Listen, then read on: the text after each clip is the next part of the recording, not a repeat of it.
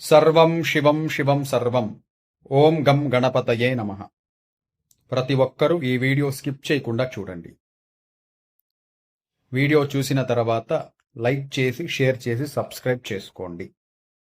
రాబోయే మంగళవారం 12 ఆగస్టు 2025 సంకష్టర చతుర్థి. పౌర్ణమి తర్వాత వచ్చే చతుర్థిని సంకష్టర చతుర్థి అని పిలుస్తాం.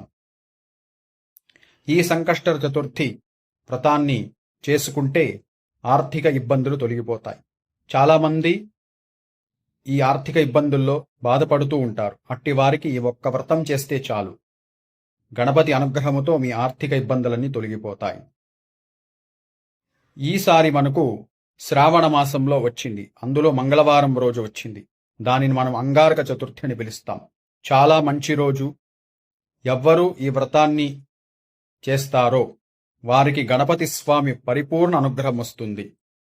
ఎలా చేసుకోవాలి అంటే, ముందుగా ఉదయం లేచి కాలకృత్యాలు నిర్వహించుకుని స్నానం చేసి అనుష్ఠా కార్యక్రమాలు చేసుకుని గణపతి దేవాలయానికి వెళ్ళి మన కుటుంబం పేరుతో అర్చన చేయించుకోవాలి. ఆ రోజు ఉపవాసం ఉండి సాయంత్రం మరలా స్నానం చేసి ప్రదోష సమయంలో అనగా 5:30 నుండి 6:45 లోపల ఈ వ్రతాన్ని చేసుకోవాలి. ప్రదోష సమయంలో చేస్తే చాలా విశేషమైన ఫలితం వస్తుంది. ఎలా చేయాలి అంటే, మన ఇంట్లోనే గణపతి ఫోటో గాని గణపతి విగ్రహానికి కానీ మనము పూజ చేయాలి. గరికితో అర్చన చేస్తే ఆ రోజు చాలా శ్రేష్టం. ఎవరైతే ఈ వ్రతాన్ని భక్తి శ్రద్ధలతో చేస్తారో అటువంటి వారికి ఆర్థిక ఇబ్బందులు తొలగిపోతాయి, ఆరోగ్యం బాగుంటుంది.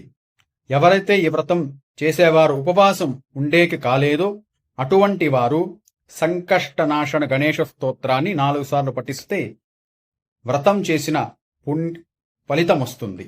కావున ప్రతి ఒక్కరూ ఈ వ్రతాన్ని దయచేసి ఆచరణ చేసుకోండి. మీకందరికీ గణపతి స్వామి పరిపూర్ణ అనుగ్రహం కలగాలని ప్రార్థన. సర్వం శివం శివం సర్వం.